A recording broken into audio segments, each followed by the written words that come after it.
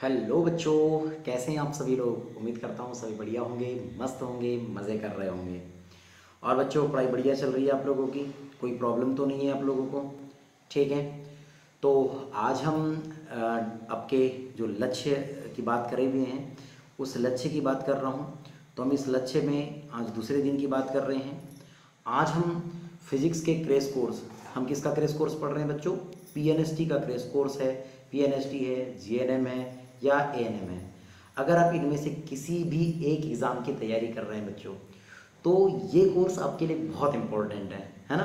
तो मैंने इसके फर्स्ट डे में आप लोगों को बेसिक मैथमेटिक्स बताया था कि आधारभूत गणित क्या होती है, आपको कैसे पढ़ना है इन चीज़ों को।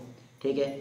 इसी के साथ साथ मैंने उसके डिस्क्रिप्शन में ट्रिग्नोमेट्री की थोड़ी सी जो डिटेल्ड वीडियो है उसको भी मैंने आपको सेंड कर दिया था, तो आप उसे भी देख सकते हैं। आज हमारा डे नंबर 2 है बच्चों।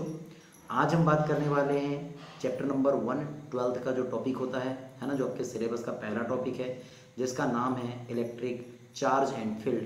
हिंदी में इसी बात को वैद्युत आवेश एवं क्षेत्र लिखते हैं, या वैद्युत आवेश व क्षेत्र लिखते हैं। ठीक है। तो हम इसके बारे में आज स्टडी करने वाले हैं। क्लियर है बच्चों? तो तैयार हैं? तो चलिए, आपका स्वागत है हमारे प्यारे से चैनल पर, जिसका नाम है राकेश टेबरे फिजिक्स।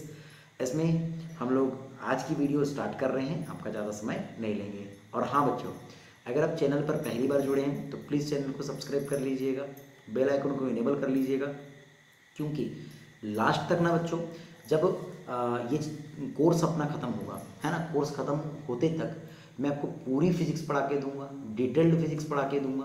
क्रेश कोर्स नाम जरूर है, लेकिन मैं आपको हर एक कंसेप्ट बताऊंगा कि कैसे इस कंसेप्ट को सॉल्व करते हैं। ठीक है बच्चों।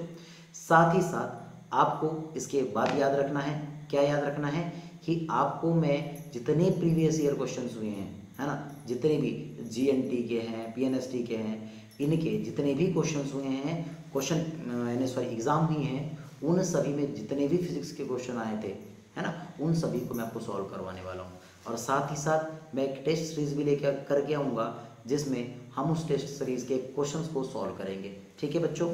तो चलिए, ज़्यादा बात नहीं करते और करते अपनी वीडियो को स्टार्ट। देखिएगा बच्चों, आज जो हमारा टॉपिक है या जो हमारा टॉपिक रहेगा उसका नाम है विद्युत आवेश एवं क्षेत्र। हम बात कर रहे हैं वैद्युत आवेश एवं क्षेत्र की। ठीक है।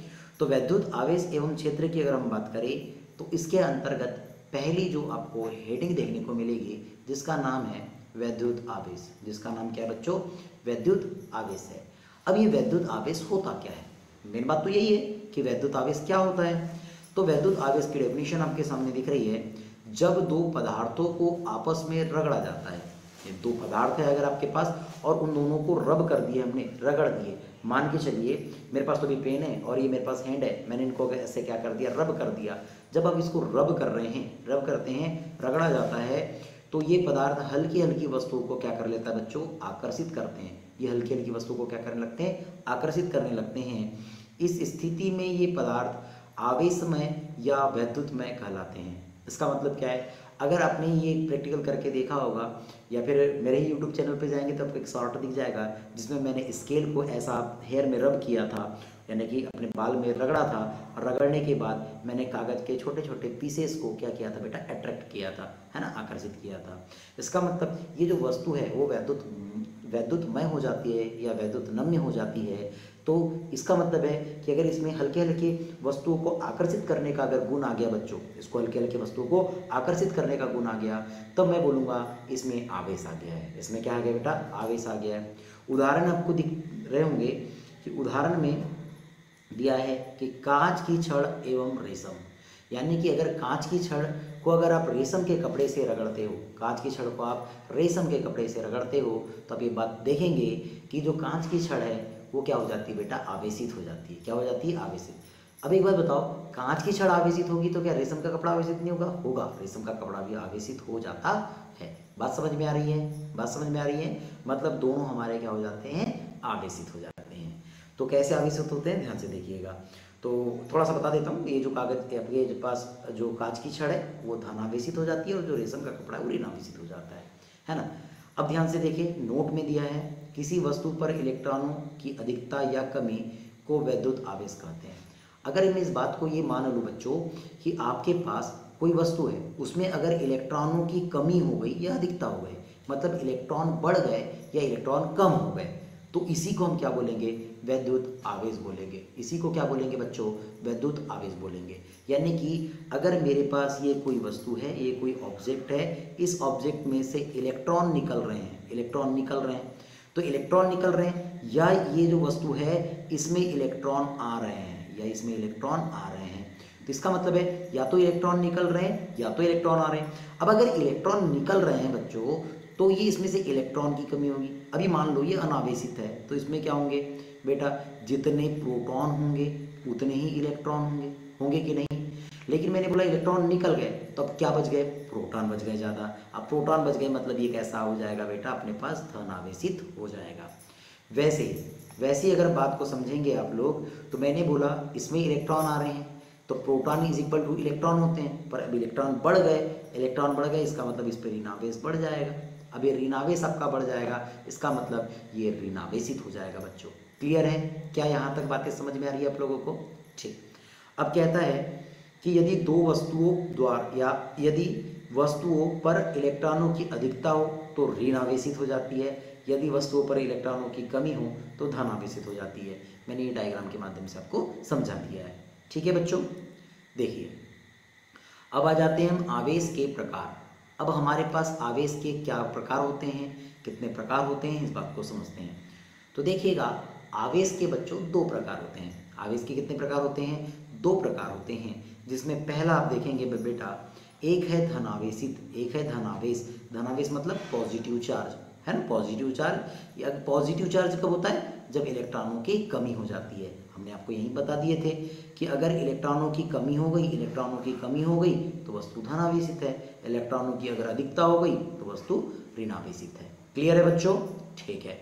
तो अगर देखो, वही बात हो गई हमारे पास कि एक धनावेशित होगा और एक क्या होगा? ऋणावेशित होगा। ठीक है? ऋणावेशित मतलब इलेक्ट्रॉनों की अधिकता। ठीक है ना? चलो, टिप्पणी में देखिए क्या कहता है। समान आवेश यानी धनावेश एवं ऋणावेश, या क्या लिखा है? धनावेश एवं धनावेश या ऋणावेश एवं ऋणावेश। ठीक है? एक दूसरे को आकर्षित करते हैं। कहने का मतलब समझिएगा कि अगर समान आवेश है, इसका मतलब समझिएगा। मैं कह देता हूँ, मैं इस बात को कहना चाहूँगा कि मेरे पास अगर ये मान के चलिए ये एक धनावेश है और ये एक धनावेश है। ठीक है? एक दूसरे को प्रतिकर्षित कहते हैं, कहता है, तो इसका मतलब ये धनावेश है। एक मैंने कहा ये ऋणावेश है और एक ही ऋणावेश है, और मैंने बोला ये एक धनावेश है और ये ऋणावेश है। अब मैं एक बात बता रहा हूँ बच्चों आप लोगों को कि यहाँ पर ध्यान से देखिएगा, अगर ये धनावेश है, ये धनावेश है, मतलब ये एक दूसरे को क्या करेंगे बेटा? प्रतिकर्षित करेंगे। क्या करेंगे? ये प्रतिकर्षित कर देते हैं। क्या करते हैं? ये प्रतिकर्षित करते हैं। बात समझ में आ रही बच्चों? अगर ये ऋणावेश है तो ये भी एक दूसरे को क्या करेंगे बच्चों? प्रतिकर्षित ही करते हैं। क्या करते हैं बच्चों? ये भी प्रतिकर्षित ही करते हैं। कहने का मतलब है कि अगर एक लड़का है, एक दूसरे को प्रतिकर्षित करेंगे, एक लड़की एक दूसरे को प्रतिकर्षित करेंगे। लेकिन अगर मान के चलिए ये एक लड़का है और ये एक लड़की है, तो ये दोनों एक दूसरे को क्या करेंगे बच्चों? आकर्षित करेंगे। क्या करेंगे? आकर्षित करेंगे। कहने का मतलब ये है कि अगर समान चार्ज दिखे, एक दोनों धनावेश दिखे या दोनों ऋणावेश दिख गए, तो दोनों क्या करेंगे?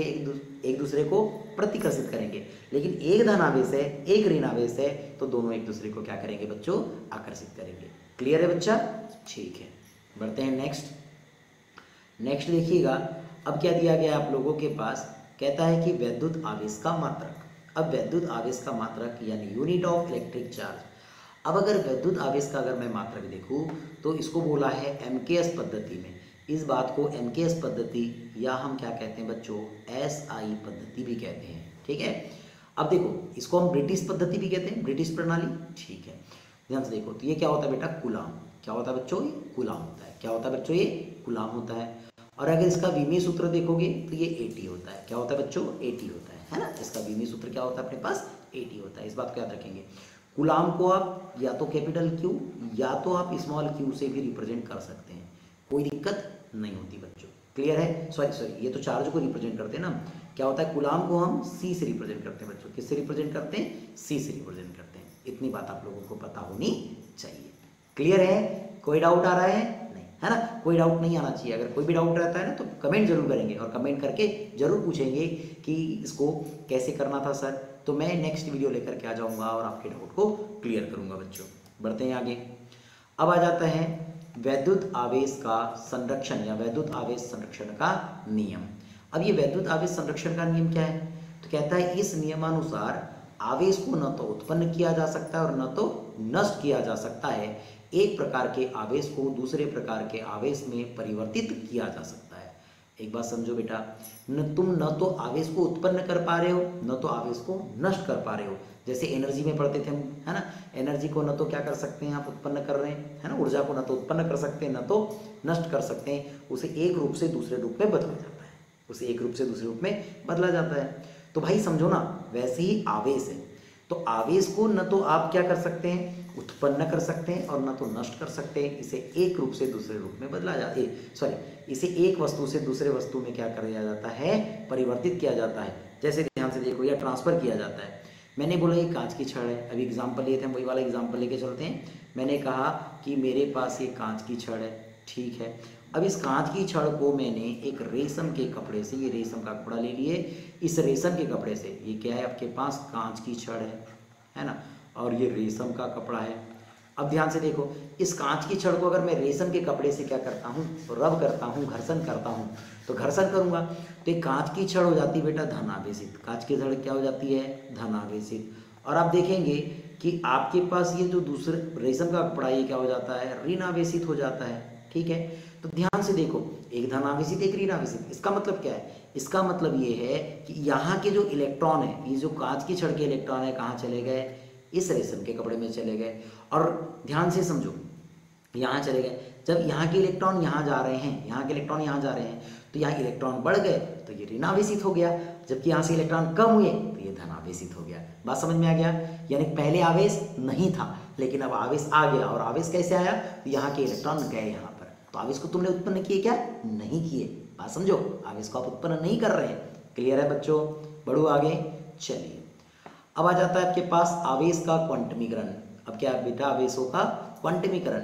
अभी आवेश का क्वांटमीकरण क्या होता है, तो क्या कहता है, ध्यान से देखिएगा। प्रत्येक आवेशित पदार्थ पर आवेश की मात्रा एक इलेक्ट्रॉन पर आवेश की मात्रा के पूर्ण गुणज में होती है।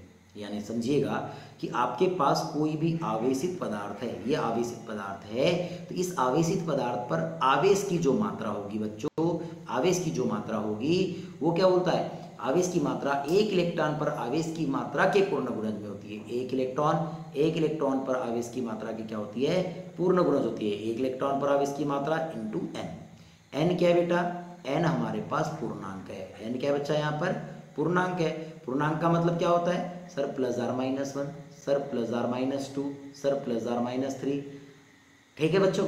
अब आप बोलेंगे कि सर यहाँ देखो आपने तो ऊपर कुछ और बताया है, यहाँ कुछ और बता रहे हैं। बच्चों ध्यान से देखो ना, तो इस एन को हमने पॉजिटिव नेगेटिव पहले ले लिया है, तो यहाँ पर मैं एन की वैल्यू 1 2 3 4 रख रहा हूँ। बात समझ में आ रही है? बात समझ में आ रही है ना? ठीक है। लेकिन अगर मैंने यहाँ एन की वैल्यू पॉजिटिव नेगेटिव नहीं लिया है तो मैं यहाँ पर एन की वैल्यू पॉजिटिव नेगेटिव लूँगा। क्लियर है ना? तो यहाँ पर याद रखना, ये जो आपके पास Q है, ये जो आपके पास Q है बच्चों, ये क्या है, ये है आवेश की मात्रा। आवेश की मात्रा यानी आवेश है ना। अगर मैं बात करूँ तो ये पदार्थ पर आवेश है। एन क्या है, पूर्णांक है। और ये ई क्या है बेटा, एक इलेक्ट्रॉन पर आवेश है। क्या है बेटा, एक इलेक्ट्रॉन पर आवेश है। ये एक इलेक्ट्रॉन पर आवेश होगा। अब ई की वैल्यू कितनी होती है, देखो यहाँ पर 1.6 इंटू 10⁻⁻⁻⁹ कूलम। ये ऊपर है बेटा ना, 10⁻⁻⁹ कूलम है ये। तो हम इसको थोड़ा सा आपको बता देना चाहेंगे। हम इसको ऐसे लिख देते हैं, ध्यान से देखिएगा। इसको अगर ऐसे बढ़ा दूँ तो मैं कह देता हूँ कि ये यहाँ पर कुछ नहीं है आपके पास, ये ऐसे हम इसको ऊपर नोट कर देते हैं। ठीक है, हम इसे कहाँ नोट कर देते हैं, ऊपर नोट कर देते हैं। तो ध्यान से देखिएगा, मैंने इसको लिखा -19 कूलम, -19 कूलम। क्लियर है बच्चों? बढ़ जाए आगे। चलिए, तो आ गए। अब हमारे पास न्यूमेरिकल आ गया। न्यूमेरिकल का ध्यान से देखेंगे, इस न्यूमेरिकल को कैसे सॉल्व करते हैं।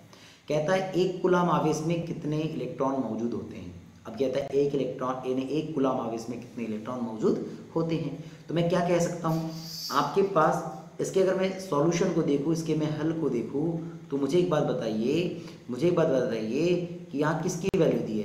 तो सर बोलोगे कि आवेश दिया गया है, क्यू दिया गया है हमारे पास 1 कूलम। क्या दिया गया बच्चों? 1 कूलम। कितने इलेक्ट्रॉन मौजूद होते हैं? अब कितने इलेक्ट्रॉन मौजूद होते हैं मतलब मुझे एन की वैल्यू पता करनी है।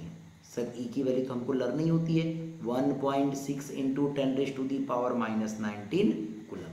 ठीक है बच्चों, अब ध्यान से देखो, अगर मैं एन की वैल्यू निकालना चाहता हूं तो फार्मूला क्या है? सर फार्मूला हमारे पास Q is equal to N into E है। ध्यान से देखो, तो अगर मैं एन निकालना चाहूँ तो ई को ट्रांसफर करूंगा, Q अपान कितना आ जाएगा? ई। Q की वैल्यू कितनी है सर? तो 1 है, अपान ये भी कूलम में होता है, ठीक है। और ये ई की वैल्यू कितनी है सर? 1.6 इंटू 10⁻⁻19। ठीक है, जब आप इसे सॉल्व करेंगे तो सॉल्व करने पर इसकी वैल्यू 6.25 इंटू 10⁻+18 आती है बच्चों। किसकी वैल्यू? एन की। मतलब 1 कूलम आवेश में 6.25 गुना 10 पर 18 की घात आपके पास क्या होते हैं? इलेक्ट्रॉन मौजूद होते हैं बच्चों। आपको इस बात को याद रखना है, ठीक है। आगे बढ़ते हैं। अब क्या आता है? Second question. सेकंड क्वेश्चन की अगर मैं सॉल्यूशन की बात करूं तो ध्यान से देखिए, कहता है किसी चालक से कितने इलेक्ट्रॉन निकाले जाने चाहिए ताकि वह 3.5 नैनो कूलम 3.5 नैनो कूलम का आवेश प्राप्त कर सके। अब 3.5 नैनो कूलम का आवेश प्राप्त कर सके, ये बात कह रहा है। तो ध्यान से समझो, मैं कहने का मतलब ये है कि मैं ये कहना चाह रहा हूँ कि ध्यान से देखो, किसी चालक में कितने इलेक्ट्रॉन निकाले जाए, मतलब एन की वैल्यू पता करनी है ताकि वह इतने का आवेश प्राप्त कर सके। मतलब आपके पास क्यू तो दिया है बच्चों 3.5 नैनो कूलम। आपके पास ई पता ही है आप लोगों को, 1.6 इंटू 10⁻⁻19 कूलम। दो बात तो हमको पता ही है। अब ध्यान से देखो, एन निकालना है मुझे। एन क्या होगा? यही तो निकालना है। तो मैं एक बात बोल रहा हूँ बच्चों आप लोगों को कि अब देखो ध्यान से, मैं इसको सॉल्व करूँ तो पहले मुझे दोनों को ऐसा ही यूनिट में बदलना है। तो क्या इसको लिख सकता हूँ 3.5 गुना nano coulomb. 1 nano coulomb is equal to कितना होता है? तो 1 nano coulomb is equal to 10⁻⁻9 coulomb होता है, ठीक है ना। इस बात को याद रखेंगे। तो फॉर्मूला वही अपने पास क्या आ जाएगा? Q is equal to N into क्या आएगा बच्चों? ई। तो मुझे n की वैल्यू चाहिए, तो आप क्या करें? इस e को ट्रांसफर कर दें। तो अब देखो, इस q की वैल्यू को हम देखेंगे, q की वैल्यू को देखेंगे तो q की वैल्यू क्या है आप लोगों के पास? ये हो जाएगी 3.5 इंटू 10⁻⁻19 अपॉन, सॉरी -19 नहीं है, ये 9 है ना, 9 अपॉन क्या हो जाएगा बेटा? ये हो जाएगा 1.6 इंटू 10⁻⁻19। आगे सॉल्व करेंगे, कितना हो जाएगा? देखो, ये डेसिमल से ये डेसिमल खत्म हो गया, तो ये हो जाएगा आप लोगों के पास कितना हो जाएगा? सॉल्व करूंगा मैं तो देखो, ये हो गया अपने पास 35/16 मतलब 16, और ये गुना कितना हो जाएगा? ये हो जाएगा 10 पर, अब देखो ये 9 से ऋण 19 कैंसल, तो ऊपर 10 चले गया, ये 10 की घात। आगे सॉल्व करेंगे, देखो 16 से कट कर दूँ इसको, देखो 16 एकम 16, 16 दूनी 32, कितना आ गया? बच गया 3 बच गया, दशमलव लगा देता हूँ 0, 16 एकम 16, कितना बच गया बेटा? 14। अब क्या करेंगे? 14 हो गया तो फिर दशमलव का 0 हो जाएगा। तो अब देखो 16 का अगर बात करूँ मैं तो ये अप्रोक्स 8 टाइम जाएगा, तो 8 इंटू 10⁻10, ये आपके पास किसकी वैल्यू आ जाएगी? एन की वैल्यू। इसका मतलब इतने एन निकाले जाने चाहिए। बात समझ में आ गया? ठीक है, बड़े आगे, ठीक है बच्चों। आगे बढ़ते हैं नेक्स्ट स्लाइड की ओर। अब आ जाता है आपके पास आवेश की विधियाँ। एक सेकेंड बच्चों, मैं थोड़ा पानी पी लूँ पहले, ठीक है ना।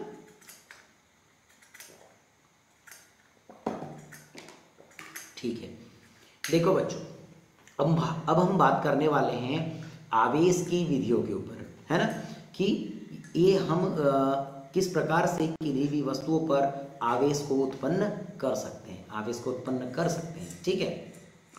तो पहली विधि है बेटा घर्षण द्वारा, दूसरी विधि है प्रेरण द्वारा, और तीसरी विधि है स्पर्श द्वारा। मैं तीनों को आपको समझाना चाहूँगा। देखो, घर्षण द्वारा की बात करूँ तो मैंने बोला कि कांच की छड़ को पकड़े और क्या कर रहे, रेशम के कपड़े से रब कर दिए तो दोनों पर आवेश उत्पन्न हो गया। इस प्रकार से हम घर्षण द्वारा भी क्या कर सकते हैं, आवेश को उत्पन्न कर सकते हैं। प्रेरण द्वारा कैसे होता है बेटा, तो प्रेरण द्वारा का मतलब मैं आपको एग्जाम्पल के तौर पे बताना चाहूँगा। प्रेरण द्वारा क्या होता है कि मैंने प्रेरण वाले कंसेप्ट को समझ रहे बच्चों, इस कंसेप्ट को, है ना। मैंने बोला मेरे पास एक वस्तु मान लिया जाए ये है, ठीक है। अब ये मेरे पास कैसी वस्तु है बेटा, अनावेशित वस्तु है या अनावेशित वस्तु है। इसका मतलब अगर ये वस्तु कैसी अनावेशित है, अनावेशित कैसी वस्तु बेटा, अनावेशित। इसका मतलब इस पे जितने प्रोटॉन होंगे उतने ही तो इलेक्ट्रॉन होंगे। बोलो हाँ या ना, होंगे कि नहीं, ठीक है। अब मुझे इसे आवेशित करना है, ठीक है। आवेशित करना है तो मैं क्या करूँगा, इसके पास कोई आवेशित वस्तु को लेकर के आऊँगा, एक आवेशित वस्तु को लेकर के आ गया। अब मुझे बता दीजिए इसको कैसे आवेशित करूँ, धन आवेशित करना है कि ऋण आवेशित करना है। इसे चलो धन आवेशित करना चाहते हैं, क्या करना चाहते हैं, धन आवेशित। अगर मैं इसे धन आवेशित करना चाहूँगा प्यारे बच्चों, तो मैं एक बात बोल रहा हूँ कि मुझे इसे ऋण आवेशित लेना पड़ेगा, इस बॉडी को ऋण आवेशित लेना पड़ेगा। जैसे ही ऋण आवेशित लूँगा और पास लेके आऊँगा तो इसके जितने भी धन आवेश है इस बॉडी की तरफ आ जाएंगे और ऋण आवेश से प्रतिकर्षित होकर दूर भाग जाएंगे। अब मैं क्या काम करूँगा बेटा नेक्स्ट कंडीशन में कि इसको पृथ्वी से जोड़ दूंगा। अब इसको किससे जोड़ रहे हैं, पृथ्वी से जोड़ देते हैं, ध्यान से देखिएगा। अब इसे हम पृथ्वी से जोड़ देते हैं, तो पृथ्वी से जोड़ने की कोशिश करते हैं, ठीक है। चलो अब ध्यान से देखिए, मैंने बोला कि इसको मैं पृथ्वी से ऐसा जोड़ देता हूँ। जैसे ही मैं पृथ्वी से जोड़ूंगा तो जितना भी ऋण आवेश होगा वो कहाँ चला जाएगा, पृथ्वी में चला जाएगा।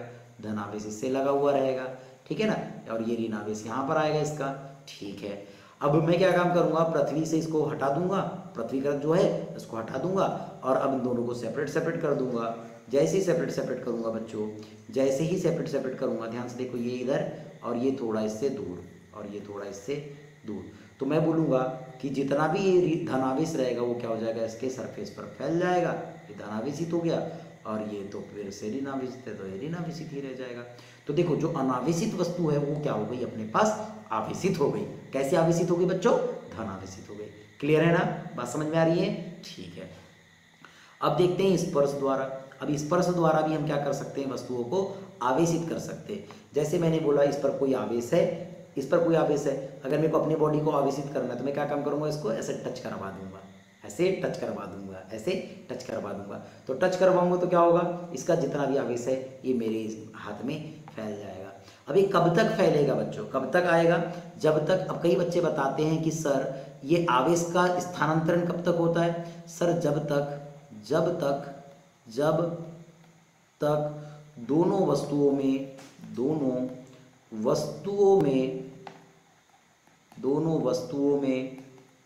आवेश समान ना हो जाए। अरे प्यारे बच्चों समझो, जब तक कि दोनों वस्तुओं में आवेश समान न हो जाए, ऐसा कभी होगा क्या, नहीं, ऐसा नहीं होता। आपको ये गलत बात बताई गई है कि आवेश समान हो जाए। एक बात समझो बच्चों, ये आवेश समान न हो जाए नहीं, याद रखो, ये आवेश को हटा देता हूँ मैं यहाँ से। आपको याद रखना है कि यहाँ पर जब तक कि क्या ना हो जाए, विभव समान न हो जाए, वस्तुओं में विभव समान न हो जाए। अगर विभव समान हो गया तो क्या हो जाती है, वस्तु में आवेश का स्थानांतरण बंद हो जाता है। तो इसको याद रख लेना, ये पूछ सकता है आपके, है ना, आपके पीएनएसटी में, क्योंकि ये यहाँ पर ना मालूम है आप लोगों को कुछ ऐसे वन लाइनर क्वेश्चन भी पूछे जाते हैं, फिर हमको पता नहीं होता है। तो अगर मैं बोलूँगा कि वस्तु में आवेशों का स्थानांतरण कब तक होगा, तो ये कब तक होगा बेटा, जब तक कि अपने पास इन दोनों वस्तुओं का विभव समान न हो जाए, यानी विभव समान होना चाहिए, है ना, बात समझ में आ गई। इतनी बात अपने को याद रखनी है। बढ़ते हैं आगे। अब आता है कूलाम का नियम। अब क्या आता है बच्चों, हमारे पास कूलाम का नियम आता है। तो हम इस कूलाम के नियम को समझते हैं कि कूलाम का नियम क्या है। तो कूलाम का नियम कहता है, इस नियमानुसार दो स्थिर बिंदु वस्तुओं के बीच लगने वाला विद्युत बल, दो स्थिर बिंदु आवेशों के बीच लगने वाला बल उन वस्तुओं के परिणामों के गुणनफल के अनुक्रमानुपाती तथा उनके बीच के दूरी के वर्ग के व्युत्क्रमानुपाती होता है। सिंपल सी बात देखो, एक आवेश मेरे पास ये है, एक आवेश ये है।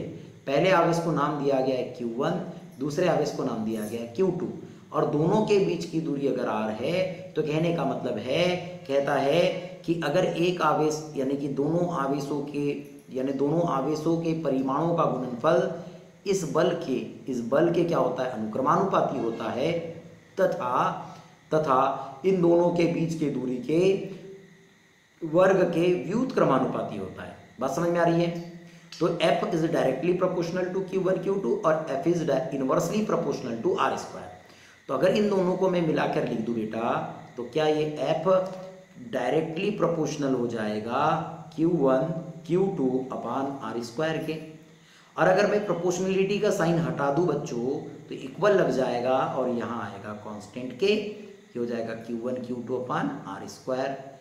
लेकिन इस k की वैल्यू क्या होती है बेटा? तो इस k की वैल्यू होती है 1 अपान 4 pi epsilon not, 1 upon 4 pi epsilon not होती है बच्चों। तो क्या हो जाएगा, तो क्या होगा अगर मैं यहाँ पर सॉल्व करूँ इसको, तो पहले पुट कर दो, तो हो जाएगा F बराबर, ये हो जाएगा k की value 1 upon 4 pi epsilon not into Q1 Q2 upon R square. ये बात को याद रखेंगे। और यही फोर्स का अगर फॉर्मूला निकालना है तो इसकी और वैल्यू होती है बेटा 9 इंटू 10⁻⁹। ठीक है, याद रखेंगे इस बात को। तो लिख दो 9 इंटू 10⁻⁹ इंटू ये हो जाएगा Q1 Q2 अपान R स्क्वायर। क्लियर है बच्चों? हाँ, अगर अब इस k की यूनिट याद रखना चाहते हैं तो मैं बता दूँ यूनिट क्या होगी।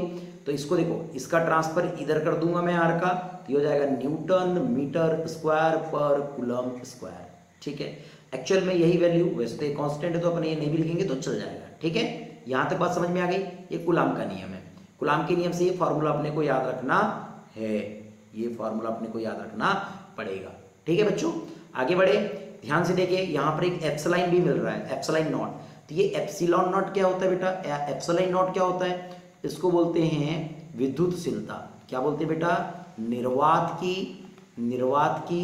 विद्युतशीलता। क्या बोलते हैं बेटा? निर्वात की विद्युतशीलता। अब देखो, अगर मैं निर्वात की विद्युतशीलता बोल रहा हूँ तो सर इसका मान कितना होता है? ये भी याद रख लो आप। इसका मान होता है 8.854 इंटू 10⁻⁻12। कितना होता है? 8.854 इंटू 10⁻⁻12 न्यूटन मीटर स्क्वायर पर कूलम स्क्वायर। ये बात को याद रखेंगे, इस बात को अपन याद रखेंगे, इस बात को अपने को याद रखना है। ये फॉर्मूला अपने को लर्न होना चाहिए। ठीक है बच्चों, इस बात को अपने याद रखेंगे। यहां तक क्लियर है? क्या कूलाम का नियम आप लोगों को समझ में आया? क्या कूलाम का नियम आप लोगों को समझ में आया? ठीक है, अब एक दो क्वेश्चन यहां से समझने की कोशिश करते हैं हम लोग। कूलाम का नियम क्या आया बच्चों? तो आप देखेंगे कि जो कूलाम का नियम है, जो कूलाम का नियम आप समझे हैं, कूलाम का नियम आया F बराबर कांस्टेंट के Q1 Q2 अपान R स्क्वायर। क्या यही आया? ध्यान से देखो बच्चों, अगर मैं ये बोलूँ कि अगर मैं यहाँ पर एक बात बोलूँ आप लोगों को, तो यहाँ पर क्या दिख रही है कि अगर मैं इस F और R स्क्वायर की बात करूँ, F और R स्क्वायर की बात करूँ, तो R स्क्वायर क्या हो गया अपने पास? F is direct inversely proportional to R square. ये बात हम इसके पहले पढ़ चुके हैं। तो आपको कभी कोई वैल्यू पूछेगा तो आपको याद रखना है कि F is directly proportional to क्या होता है? 1 अपान R स्क्वायर होता है। दूसरी बात, अगर मैं इसका ग्राफ बनाना चाहूँ बच्चों, अगर मैं इसका ग्राफ बनाना चाहूँ तो ग्राफ कैसे बनेगा बच्चों? आपको याद रखना है ये छोटी छोटी बातों को बेटा, है ना, कि पता चले नहीं तो आपको कुछ बन ही नहीं रहा है, ऐसी बात नहीं होनी चाहिए। ठीक है ना? तो अब देखो इसका ग्राफ कैसे बनाएंगे। तो इसका जो ग्राफ बनता है बच्चों, वो ग्राफ कुछ ऐसे बनता है, ऐसे। ठीक है, ऐसे ग्राफ बनता है, थोड़ा कर्व के जैसे बनता है। ये किसका ग्राफ है बेटा? F और R का कर्व है, F और R स्क्वायर का ग्राफ है। ठीक है, क्या बात समझ में आ रही है? क्या बात समझ में आ रही है? तो ऐसे अपने को ग्राफ याद रखने हैं और ऐसे ग्राफ याद रखने पड़ेंगे। क्लियर है बच्चों? क्लियर है? यहाँ तक कोई डाउट है क्या आप लोगों को? नहीं है? बढ़ जाऊँ आगे? चलो बढ़ जाए क्या आगे? चलिए बढ़ते हैं आगे और हम लोग देखते हैं आगे के इसके टॉपिक। अब आप लोगों को एक बात यहाँ देखने को मिली होगी कि हमने देखा है निर्वात की विद्युतशीलता। अब अगर मैं यहाँ पर कोई परावैद्युतांक माध्यम ला लूँ, अब मैं यहाँ पर कोई ले रहा हूँ परावैद्युतांक माध्यम। क्या लेने वाला हूँ बेटा? परावैद्युतांक माध्यम लेने वाला हूँ। तो इस परावैद्युतांक माध्यम के कंसेप्ट को समझेंगे कि परावैद्युतांक माध्यम क्या है ना। तो मैंने बोला कि अगर मान लिया जाए ये एक चार्ज है, आवेश है, और ये एक आवेश है, ठीक है, दो आवेश है। अब इन दोनों को हम ज्वाइन कर देते हैं। तो मैंने बोला इन दोनों को हमने क्या किया? ज्वाइन कर दिया। अब मैं एक बात बोल रहा हूँ बच्चों कि ये दूरी जो आपके पास मिल गई, सपोज ये r है, ये चार्ज q1 है, ये चार्ज आपके पास q2 है। दो बात हो गई। तो भैया यह इन दोनों के बीच में लगने वाला जो फोर्स था वो क्या था सर? F बराबर 1/4 pi epsilon not into Q1 Q2 upon R square. क्या यही था? ठीक है बच्चों, था। मैंने कहा कि अगर मैं ये बात कहना चाह रहा हूँ बच्चों कि अगर इसके बीच में कोई परावैद्युतांक माध्यम रख दिया जाए, वायु या निर्वात के जगह में कोई परावैद्युतांक माध्यम रख दिया जाए, तो मान लिया जाए इसको इक्वेशन 1 दे देते हैं। अगर मैं परावैद्युतांक माध्यम रख दूं बच्चों तो क्या ये फॉर्मूला बन जाएगा आप लोगों के पास? F बराबर 1/4 पाई एप्सिलॉन नॉट इंटू क्या होगा? सॉरी, एप्सिलॉन नॉट नहीं होगा, क्या होगा? ये एप्सिलॉन इंटू Q1 Q2 अपान R स्क्वायर। समीकरण नंबर 2। ध्यान दो बच्चों, ध्यान दो कि ये निर्वात के लिए ये निर्वात के लिए है और ये केस के लिए परावैद्युतांक माध्यम के लिए बल है। याद रखना, निर्वात के लिए विद्युतशीलता एप्सिलॉन नॉट होती है, जबकि परावैद्युतांक माध्यम के लिए विद्युतशीलता एप्सिलॉन होती है। अगर मैं इन समीकरण नंबर 1 व समीकरण नंबर 2 का भाग दे दूं, समीकरण नंबर 2 का भाग दे दूं, तो क्या मिलेगा मेरे को? तो ये मिल जाएगा F अपान F1 बराबर, ये पूरा कैंसिल हो जाएगा, तो ये 1 अपान एप्सिलॉन नॉट अपान ये 1 अपान एप्सिलॉन बच जाएगा। आगे सॉल्व करेंगे तो ये F बटे में कितना आ जाएगा? F1 is equal to epsilon ऊपर चला जाएगा और एप्सिलॉन नॉट नीचे आ जाएगा, और इसी को हम कैपिटल K से रिप्रेजेंट करेंगे, और इस कैपिटल K को ही हम एप्सिलॉन R से भी रिप्रेजेंट करते हैं, जिसको क्या बोलते हैं बेटा? परावैद्युतांक, है ना। क्या बोलते हैं इसको? परावैद्युतांक बोलते हैं। क्या बोलते हैं इसको? परावैद्युतांक, ठीक है, परावैद्युतांक बोलते हैं। क्लियर है? आप इस बात को भी याद रखिएगा, आप इस बात को भी याद रखिएगा बच्चों, ठीक है? ठीक है, यहाँ तक बात समझ में आ गई। चलो आगे बढ़े, क्या आगे बढ़ जाए? चलिए ठीक है, अब मैं आगे बढ़ता हूँ और आगे इसके क्वेश्चंस को समझने की कोशिश करता हूँ। कुछ क्वेश्चन ले लेते हैं। मैंने कहा अगर मैं कुछ क्वेश्चन ले रहा हूँ समझाने के लिए कि इससे सब क्वेश्चन कैसे बनते हैं, पेपर में क्वेश्चन कैसे आ सकते हैं, तो मैं एक बात आप लोगों को ये कहना चाह रहा हूँ कि अगर मान लिया जाए कभी आपको ऐसे क्वेश्चन आ गया, देखो बड़ा अच्छा क्वेश्चन दे रहा हूँ मैं, क्वेश्चन को ध्यान से देखिएगा कि आप लोगों के पास यदि ऐसा कुछ क्वेश्चन आ जाए कि कहता है हीलियम नाभिक, क्या बोलेगा बेटा? हीलियम नाभिक, है ना, हीलियम, एक सेकेंड, क्या हो जाएगा आप लोगों के पास? हीलियम नाभिक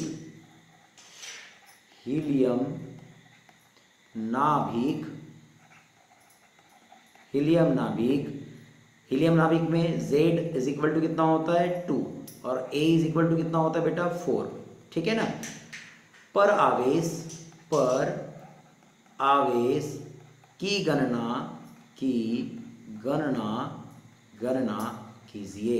गणना कीजिए।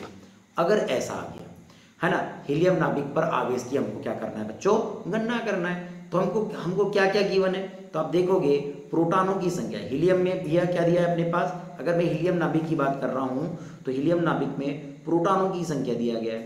क्या दिया गया है? प्रोटॉनों की संख्या दिया है। अब प्रोटॉनों की संख्या क्या है सर?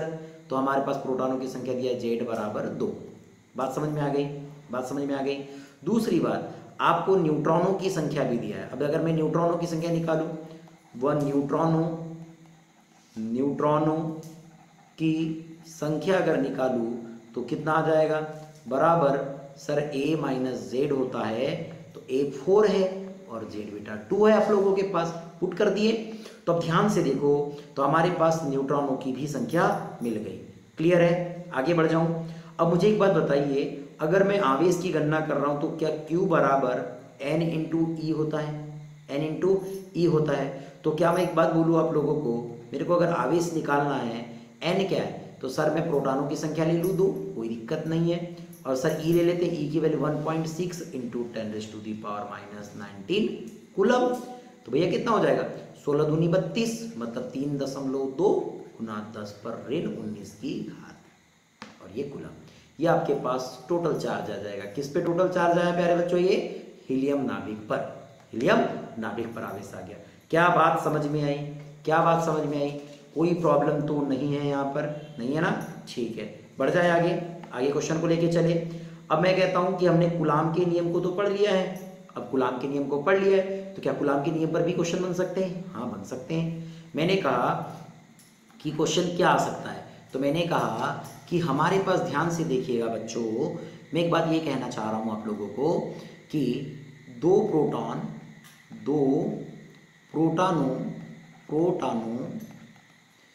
के बीच की दूरी कितनी है हमारे पास, मान लिया जाए कि 5 सेंटीमीटर है, 5 सेंटीमीटर है। तो उनके मध्य बल होगा। तो उनके मध्य कौन सा बल होगा बच्चों, तो ध्यान से देखिए, अगर हम इसे सॉल्व करना चाहते हैं तो मैंने कहा इसके सॉल्यूशन को समझते हैं। तो इसके सॉल्यूशन में ध्यान से देखिएगा, इसके सॉल्यूशन को समझते हैं। भैया कहता है दो प्रोटॉनों के बीच की दूरी, मतलब आप लोगों के पास आर दिया है 5 सेंटीमीटर, इस सेंटीमीटर को मीटर में बदल दो तो 5 गुना 10⁻2 की घात मीटर हो जाएगा। क्लियर है बच्चों, एक सेकंड में पानी पी लेता हूं, ठीक है, ध्यान से देखिए। चलिए बच्चों आगे बढ़ जाते हैं। अब दो प्रोटॉन दिए गए, तो प्रोटॉन है मतलब दोनों पे आवेश तो सेम होगा, Q1 बराबर Q2 बराबर। प्रोटॉन पर आवेश कितना होता है सर, इलेक्ट्रॉन पर जितना आवेश होता है उतना ही प्रोटॉन पर आवेश होगा बच्चों। तो कितना हो जाएगा ये हमारे पास, तो ये हो जाएगा 1.6 इंटू 10⁻⁻19 कूलम। दो बात समझ में आ गई, ठीक है।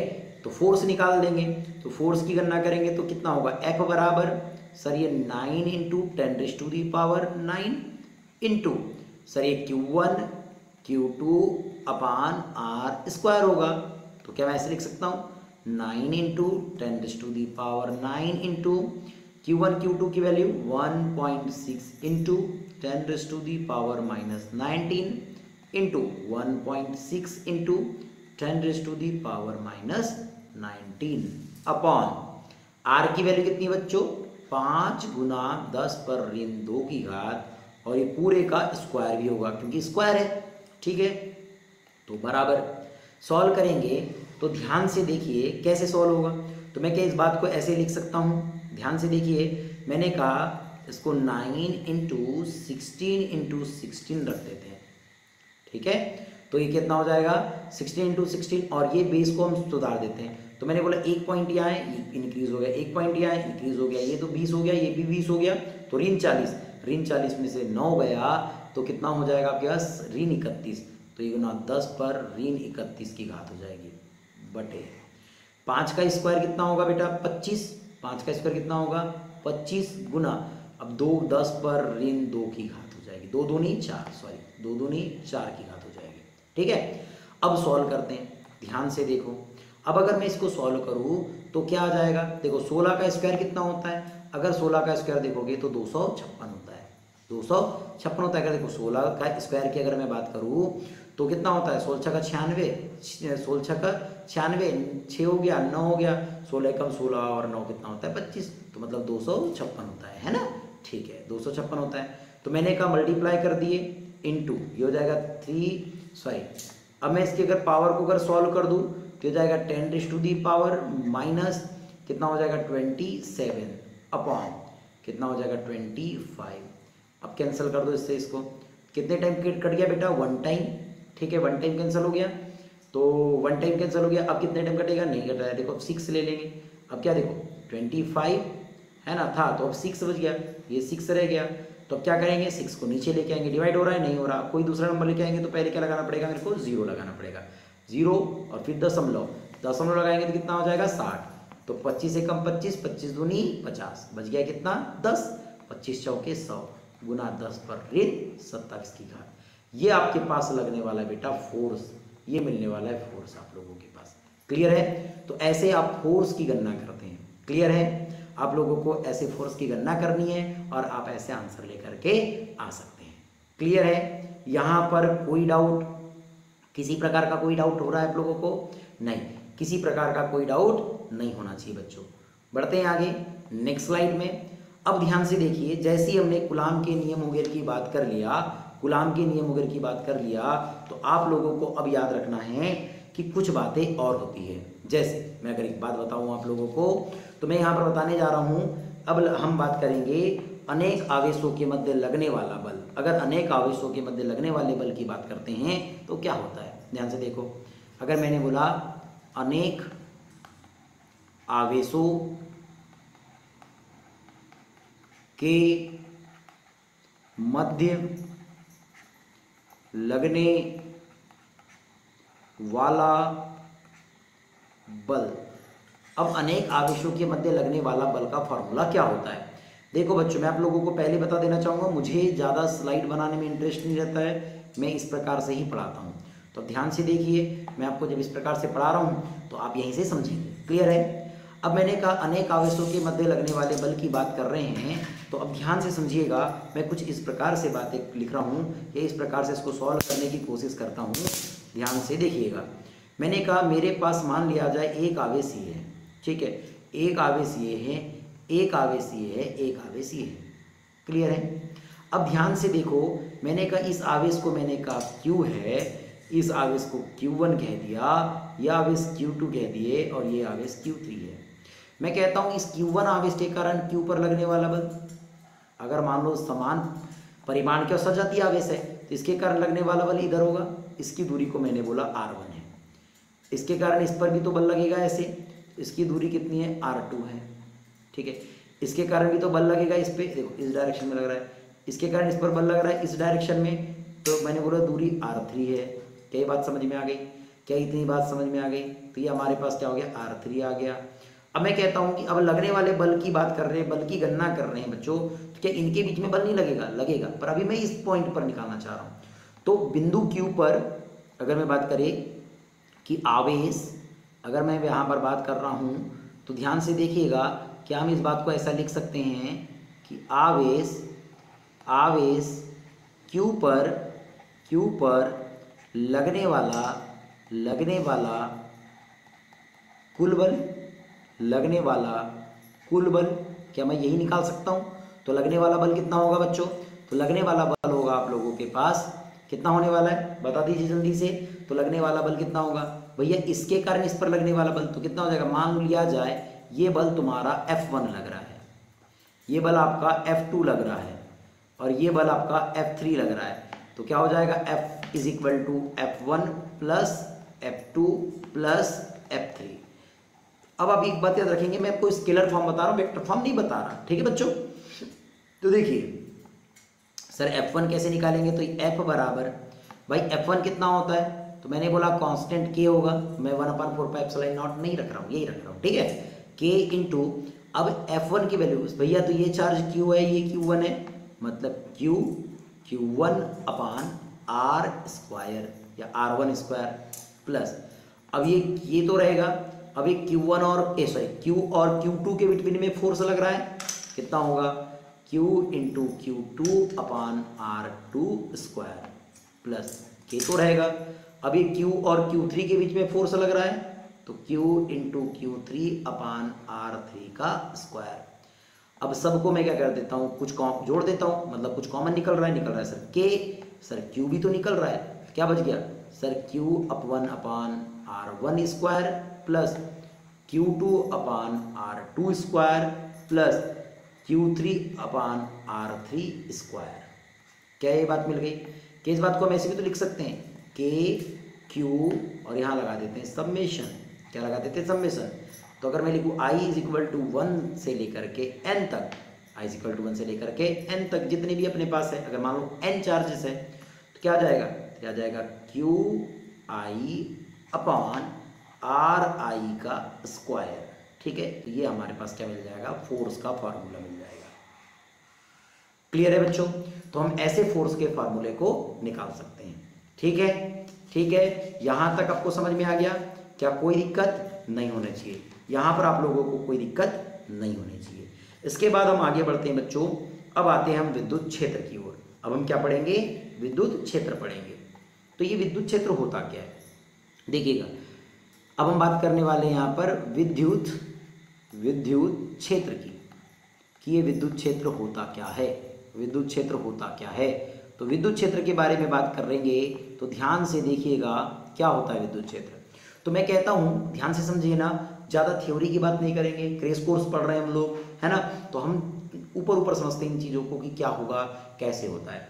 तो मैं अगर विद्युत क्षेत्र की बात करूँ तो किसी भी आवेश, मान लिया जाए आपके पास एक कोई आवेश है, तो इस आवेश के चारों ओर का वह क्षेत्र, इस आवेश के चारों ओर का वह क्षेत्र जहां तक इसका प्रभाव होगा, इस आवेश के चारों ओर का वह क्षेत्र जहां तक इसका प्रभाव होगा, वो इसका क्या होगा? विद्युत क्षेत्र होगा। जैसे एग्जाम्पल देता हूं, मैंने कहा कि एक टावर है, इस टावर से जहां तक भी नेटवर्क जाएगा, अगर मान लो यहाँ एक मोबाइल है, इस टावर का नेटवर्क मिलेगा, लेकिन यहाँ मोबाइल है तो इस टावर का नेटवर्क नहीं मिलेगा, मतलब इसका क्षेत्र यहाँ तक है। तो वैसे ही एक चार्ज है, उस चार्ज का जहां तक प्रभाव होगा वो इसका विद्युत क्षेत्र है। क्या बात समझ में आ गई? दूसरी बात कि विद्युत क्षेत्र की तीव्रता, एक बात और आती है यहाँ पर, विद्युत क्षेत्र की तीव्रता, क्षेत्र की तीव्रता, है ना, विद्युत क्षेत्र की तीव्रता, विद्युत क्षेत्र की तीव्रता की बात करते हैं, की तीव्रता। अब ये विद्युत क्षेत्र की तीव्रता क्या होती है सर? तो ध्यान से देखिएगा, मैंने कहा इसी इसमें समझते हैं कि मैंने कहा एक आवेश ये है और एक एकांक आवेश ले लो ये, मैंने कहा ये आवेश पर ये आवेश एक बल लगाएगा। अब जितना बल लगा रहा है, मैंने बोला किसी आवेश के विद्युत क्षेत्र में कोई अगर परीक्षण आवेश ले लिया जाए तो इस परीक्षण आवेश पर यह आवेश जितना बल लगाता है उसे ही उस बिंदु पर, इस बिंदु पर विद्युत क्षेत्र की तीव्रता कहते हैं। फिर से रिपीट कर रहा हूं, मान लिया जाए मैंने बोला ये हमारे पास एक आवेश था Q, तो इस Q आवेश के विद्युत क्षेत्र में मैंने एक परीक्षण आवेश ले लिया Q0।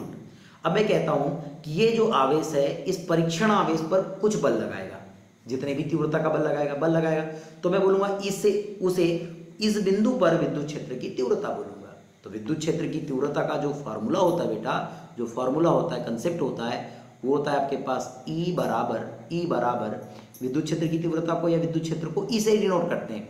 तो E बराबर कितना हो जाएगा तुम्हारे पास? F बटे Q या F बटे Q0, क्योंकि Q0 लियो। अगर मैं Q0 को ट्रांसफर कर दूं तो क्या हो जाएगा? F बटे यानी F बराबर ये हो जाएगा Q0 इंटू E। अगर इसी का वेक्टर फॉर्म लिखो तो इस पर वेक्टर लगा दूंगा और इस पर वेक्टर लगा दूंगा। बात समझ में आ गई? पर अभी मैं वेक्टर नहीं लगा रहा, तो ये हमारे पास फॉर्मूला मिल गया। सर विद्युत क्षेत्र की तीव्रता का SI मात्रक बता दीजिए। तो विद्युत क्षेत्र की तीव्रता का अगर SI मात्रक की बात करूं बच्चों, तो इसका SI मात्रक होगा न्यूटन पर कूलम, न्यूटन पर कूलम। सर इसका विमी सूत्र बता दो। तो भाई फोर्स का विमी सूत्र क्या होता है? फोर्स का विमी सूत्र कितना होता है? तो फोर्स के विमी सूत्र की अगर बात करें बच्चों, तो भैया फोर्स का विमी सूत्र होता है m और क्या हो जाएगा? L(T⁻²), ठीक है, बटे में कितना होता है सर? चार्ज का तो 80 होता है, अभी पहले बताए थे आपने। अब इसको ऊपर लेके चलेंगे तो कितना हो जाएगा? ये हो जाएगा mL(A⁻1T⁻3). ये क्या होता है बेटा? विद्युत क्षेत्र की तीव्रता का विमीय सूत्र होता है। क्या इतनी बात आप लोगों को समझ में आई? क्या इतनी बात आप लोगों को समझ में आ गई? आगे बढ़ूँ इसको लेकर के? चलिए ठीक है, आगे बढ़ते हैं। अब हम आगे बढ़ेंगे और ध्यान से देखिएगा। आपके पास ये तो बात समझ में आ गई, लेकिन एक बात और याद रखना, अब इन चीज़ों को और आगे लेके चलते हैं। तो विद्युत क्षेत्र की तीव्रता और विद्युत क्षेत्र एक ही है। एक बात याद रखेंगे, दोनों का SI मात्रक सेम, दोनों का फार्मूला सेम होगा। अगर मुझे एक बात बोलता है कि एक क्वेश्चन यहाँ ले लेते हैं, मान लिया जाए एक क्वेश्चन ले रहा हूँ मैं, कहता है कि अगर मेरे पास फोर्स दिया गया F बराबर दिया गया, मान लिया जाए 7 न्यूटन है, और मेरे पास चार्ज की वैल्यू दी गई है, कहता है 3 माइक्रोकूलम है। तो याद रखना, कहता है कि फोर्स, अभी आपके पास विद्युत क्षेत्र की तीव्रता बताइए सर क्या होगी? तो तो भाई याद रखें ना कि विद्युत क्षेत्र की तीव्रता E बराबर 7 बटे कितना होगा 3 माइक्रोकूलम। माइक्रोकूलम को कूलम में कन्वर्ट करेंगे तो 10⁻⁶ लगेगा यहाँ पर। ठीक है, सॉल्व करते हैं, ऊपर चला जाएगा 3 से कट कर दो, 3 1 जा 3, 3 2 जा 6, 1 रह गया, पॉइंट लगा दो, कितने बार कटेगा भैया 3 बार कटेगा, 3 3 जा 9, 3 3 जा 9 चलते रहेगा और इंटू 10⁻⁻+ क्या हो जाएगा आपके पास -6 का +6। ये आ जाएगा आप लोगों के पास विद्युत क्षेत्र, जिसका फॉर्मूला क्या ऐसा यूनिट क्या न्यूटन पर कूलम। ऐसे अगर विद्युत क्षेत्र दिया है, फोर्स दिया है तो आप चार्ज निकाल सकते हो, विद्युत क्षेत्र दिया है, फोर्स चार्ज दिया है तो फोर्स निकाल सकते हो आप। ऐसे अगर इन दो में से कोई भी यानी इन तीन में से अगर कोई दो भी वैल्यू दी है तो आप तीसरी वैल्यू को आसानी से निकाल सकते हैं बच्चों। क्लियर है? क्लियर है क्या? यहाँ तक कोई डाउट आप लोगों को आ रहा है? नहीं, यहाँ तक आपको कोई डाउट नहीं आना चाहिए। क्लियर है? अब जैसे ही विद्युत क्षेत्र की तीव्रता हम लोग पढ़ते हैं बच्चों, जैसे ही विद्युत क्षेत्र की तीव्रता पढ़ते हैं तो विद्युत क्षेत्र की तीव्रता के बाद मैं आपको एक पॉइंट और बता देता हूं, याद रखना, बिंदु आवेश के कारण। क्या याद रखेंगे आप कि बिंदु आवेश के कारण, बिंदु आवेश के कारण, आवेश के कारण, के कारण किसी बिंदु पर, किसी बिंदु पर, बिंदु पर विद्युत क्षेत्र, विद्युत क्षेत्र की तीव्रता, विद्युत क्षेत्र की तीव्रता। भैया इस बात को याद रखेंगे, बिंदु आवेश के कारण किसी बिंदु पर विद्युत क्षेत्र की तीव्रता, इस बात को याद रखना। क्या होता है फार्मूला? तो इसका फार्मूला होता है बच्चों, विद्युत क्षेत्र की तीव्रता की बात कर रहे हैं तो विद्युत क्षेत्र की तीव्रता आप लोगों के पास आ जाएगी E बराबर 1/4πε0 इंटू क्या आएगी बेटा Q/R का स्क्वायर। इस बात को आप याद रखेंगे, इस बात को आप याद रखेंगे। क्लियर है? क्लियर है सर? इसका अगर डायग्राम बता दो, डायग्राम क्या होता है, तो मैंने बोला कि अगर मान लिया जाए, अगर मान लिया जाए बच्चों कि A एक चार्ज है, ये एक चार्ज है। अब इस चार्ज से मान लो ये आपके पास कोई पॉजिटिव चार्ज है, ठीक है, ये क्या आपके पास कोई पॉजिटिव चार्ज है, पॉजिटिव चार्ज ले लिया, ये बिंदु O पर स्थित है। मान लिया जाए इससे R दूरी पर, इससे R दूरी पर, इससे R दूरी पर एक बिंदु हमारे पास ले लेते हैं P है। इससे R दूरी पर एक बिंदु क्या है बेटा P है ना। इससे R दूरी पर एक बिंदु हमारे पास क्या है P है। मुझे इस बिंदु P पर विद्युत क्षेत्र की तीव्रता बतानी है E, क्या होगा? तो विद्युत क्षेत्र की तीव्रता की अगर बात करूं तो विद्युत क्षेत्र की तीव्रता की बात करूं ये तो ये फोर्स लग जाएगा इस डायरेक्शन में, ठीक है। तो मैं यहाँ पर एक टेस्ट चार्ज ले लूंगा Q0 और इसको सॉल्व करूंगा, तब मेरे पास जो फॉर्मूला आता है वो E = 1/4πε0 इंटू Q/R² आता है। क्या इसी बात को मैं ऐसे भी तो लिख सकता हूँ E = constant K into Q/R का स्क्वायर, ये भी तो फार्मूला लिखा जा सकता है। अब याद रखना बच्चों, यहाँ पर याद रखना, क्या विद्युत क्षेत्र की तीव्रता इनवर्सली प्रोपोर्शनल होती है R² के? इस बात को आप याद रखेंगे, इस बात को आप याद रखेंगे कि अगर कभी पूछ लिया कि विद्युत क्षेत्र की तीव्रता उसकी दूरी के, है ना, विद्युत क्षेत्र की तीव्रता ये इस दूरी के क्या होती है, तो इनवर्सली प्रोपोर्शनल होती है बच्चों। क्या होती है? इनवर्सली प्रोपोर्शनल होती है। इस बात को आप याद रखेंगे, इस बात को आप याद रखेंगे। क्लियर है? यहाँ पर कोई डाउट आप लोगों का नहीं होना चाहिए, यहाँ पर कोई डाउट आप लोगों का नहीं होना चाहिए। बढ़ जाए बच्चों आगे, चलिए अब हम बढ़ते हैं आगे। अब यहाँ पर बात करते हैं वैद्युत द्विध्रुव की, कि वैद्युत द्विध्रुव होता क्या है। ठीक है बच्चों, चलिए तो अब हमारा एक नया टॉपिक स्टार्ट होने जा रहा है जिसका नाम है वैद्युत द्विध्रुव। क्या बच्चों?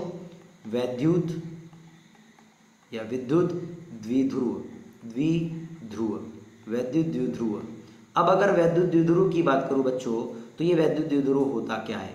तो वैद्युत द्विध्रुव होता क्या है बच्चों? तो ध्यान से देखिएगा, अगर मैं वैद्युत द्विध्रुव के बारे में बात कर रहा हूं तो मैंने एक बात बोल रहा हूं, क्या बोलता है कि समान परिमाण के, समान परिमाण के दो विजातीय आवेश, दो विजातीय आवेश एक दूसरे से अल्प दूरी पर स्थित हो, अल्प दूरी पर स्थित हो, अल्प दूरी पर स्थित हो, अल्प दूरी पर स्थित हो तो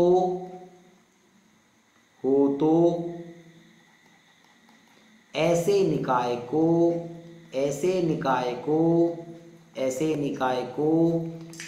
वैद्युत द्विध्रुव कहते हैं, वैद्युत द्विध्रुव कहते हैं। अब बच्चों ये समझो क्या होता है वैद्युत द्विध्रुव।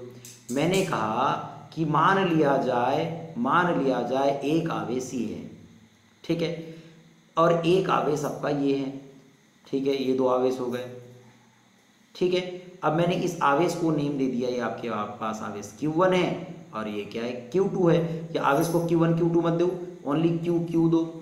लेकिन ये परिमाण में दोनों समान होंगे, मतलब Q है समान है, लेकिन एक को ले लो ऋणात्मक और एक को ले लो धनात्मक।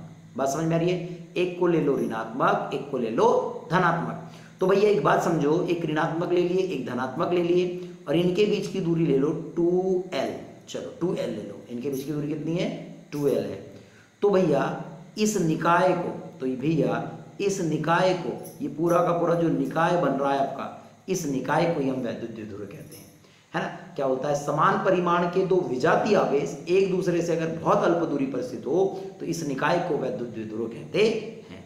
अब यहाँ एक बात और आती है बच्चों, एक आती है वैद्युत द्विध्रुव आघूर्ण। क्या आती है बच्चों? वैद्युत द्विध्रुव आघूर्ण। अब ये क्या होती है बच्चों कि वैद्युत द्विध्रुव आघूर्ण क्या होता है? तो वैद्युत द्विध्रुव आघूर्ण की बात करें ना बच्चों, तो क्या बात हो जाएगी, ये वैद्युत द्विध्रुव ही होता है। लेकिन अब यहाँ पर एक कंसेप्ट होता है, इसमें क्या लिखेंगे, अगर मैं इसकी थ्योरी की बात करूँ तो इसकी थ्योरी को कुछ हम ऐसे लिख सकते हैं कि वैद्युत द्विध्रुव के, क्या लिखेंगे इसके, वैद्युत द्विध्रुव के एक आवेश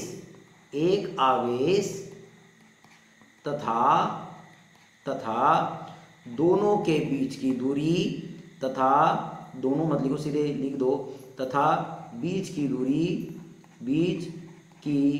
दूरी के गुणनफल को क्या कहते हैं? वैद्युत द्विध्रुव आघूर्ण कहते हैं बच्चों। क्या कहते हैं? वैद्युत द्विध्रुव आघूर्ण कहते हैं। अब ध्यान से देखो, तो वैद्युत द्विध्रुव आघूर्ण क्या हो जाएगा? तो वैद्युत द्विध्रुव आघूर्ण हो जाएगा प्यारे बच्चों, वैद्युत द्विध्रुव आघूर्ण हो जाएगा आप लोगों के पास, क्या हो जाएगा, किसी एक आवेश को ले लो, ये हो गया Q, और इनके बीच की दूरी को ले लो सर ये 2L, तो Q × 2L को वैद्युत द्विध्रुव आघूर्ण बोलेंगे, और इसे P से रिप्रेजेंट करते हैं। किससे रिप्रेजेंट करते हैं बच्चों? P से। तो इसका ऐसा ही मात्रक क्या हो जाएगा? तो कूलम मीटर हो जाएगा। इसका ऐसा ही मात्रक क्या हो जाएगा? कूलम मीटर हो जाएगा। और अगर मैं इसका विमीय सूत्र की बात करूं तो ये हो जाएगा LA और ये हो जाएगा T, ये इसका विमीय सूत्र हो जाएगा। क्लियर है बच्चों?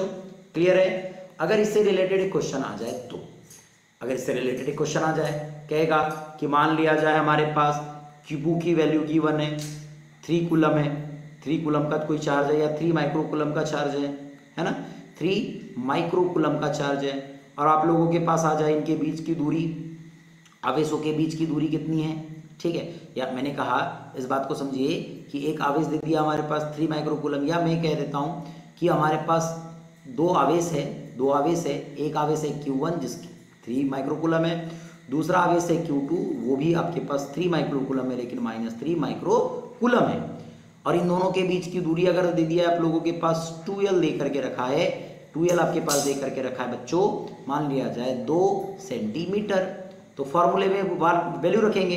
तो पहले हम क्या करेंगे, चार्ज Q1 बराबर Q2 बराबर क्या कर देंगे बच्चा, 3 माइक्रो कूलम, और 3 माइक्रो कूलम को क्या लिखेंगे हम, 3 यानी प्लस और माइनस लिख दो, ज़्यादा ये तो प्लस और माइनस लिख दो, तो क्या जाएगा 3 × 10⁻⁶ कूलम।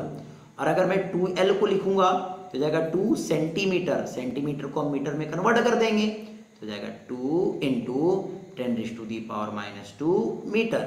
तो पुट कर दो वैल्यू, तो P बराबर कितना हो जाएगा, Q × 2L है। चलो Q की वैल्यू 3 × 10⁻6 गुना, और 2L की वैल्यू कितनी है, अभी L की नहीं है 2L की है सर, 2 × 10⁻²। सॉल्व करेंगे 3 दूनी 6 गुना 10⁻8। ये आ जाएगा आपका कूलम मीटर। ये आपका क्या आ जाएगा बेटा, वैद्युत विदुर आघूर्ण आ जाएगा। क्लियर है, क्लियर है, यहां तक कोई डाउट, कोई डाउट नहीं होना चाहिए, ठीक है ना। बढ़ जाएंगे, चलिए बढ़ते हैं नेक्स्ट स्लाइड पे। अब नेक्स्ट स्लाइड पे याद रखिएगा, वैद्युत विदुर आघूर्ण भी पढ़ लिए, वैद्युत विदुर भी पढ़ लिए, बट अब ध्यान से देखेंगे वैद्युत विदुर के कारण, जो मैं कंसेप्ट लिख रहा हूं याद रखिएगा, वैद्युत द्विध्रुव के कारण, द्विध्रुव के कारण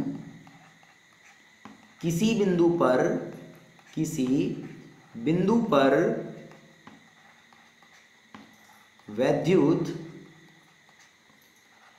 क्षेत्र की तीव्रता कैसे निकालते हैं। तो भैया दो बिंदु होते हैं, एक होता है अक्षीय, पहला क्या होता है बेटा, अक्षीय स्थिति, और दूसरा होता है बेटा निरक्षीय स्थिति। निरक्षीय स्थिति दो होता है, इन बातों को याद रखना। तो सर अक्षीय स्थिति में विद्युत क्षेत्र की तीव्रता क्या होगी, विद्युत क्षेत्र की तीव्रता मतलब ई, विद्युत क्षेत्र की तीव्रता मतलब ई। अगर ये है तो इसका आंसर होता है बेटा ई इंटू के इंटू ये होता है 2p upon R cube, 2p upon R cube, 2p upon R cube. लेकिन अगर निरक्षीय स्थिति है, निरक्षीय स्थिति है तो इसका फार्मूला कितना होता है बच्चा, इसका फार्मूला होता है E इज इक्वल टू क्या हो जाएगा 1 अपान 4 पाई को हम इसलिए के लिख दे, ये के लिख दिए, के इंटू अगर के इंटू अब वैल्यू देखेंगे तो हो जाएगा P upon R cube, P upon R cube. इस बात को अपने को याद रखना है, ये दो फार्मूले को याद रखना और इससे रिलेटेड न्यूमेरिकल्स को आप याद रखेंगे, ठीक है। और इनसे रिलेटेड न्यूमेरिकल्स करते हैं। तो अब बेटा वीडियो थोड़ी लंबी हो रही है, तो उसके बाद हम लोग मिलेंगे अब नेक्स्ट पार्ट में इस चैप्टर के, और उस नेक्स्ट पार्ट में चैप्टर को कंप्लीट करने की कोशिश करेंगे और कुछ न्यूमेरिकल्स भी सॉल्व करेंगे, ठीक है बच्चों। तो उम्मीद करता हूँ आप लोगों को वीडियो पसंद आ रही होगी। वीडियो पसंद आ रही है तो प्लीज़ आप मेरे चैनल को सब्सक्राइब कर दीजिएगा और वीडियो को लाइक करेंगे, और कहीं प्रॉब्लम है तो बेटा कमेंट जरूर करेंगे। तो मिलते हैं बच्चों नेक्स्ट डे आप लोगों के साथ नई वीडियो में, तब तक के लिए धन्यवाद।